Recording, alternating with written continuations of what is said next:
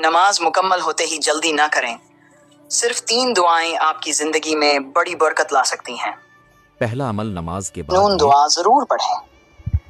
اللہم اعنی علی ذکرک و شکرک و حسن عبادتک، یعنی اے اللہ مجھے اپنی یاد، اپنا شکر ادا کرنے اور بہترین عبادت کرنے کی توفیق عطا فرما۔ دوسرا عمل آیت الکرسی پڑھیں۔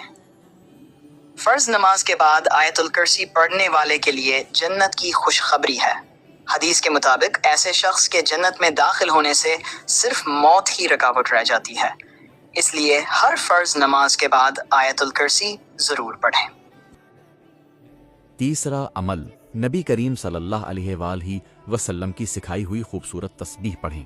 33 مرتبہ سبحان اللہ، 33 بار الحمدللہ، 34 بار اللہ اکبر۔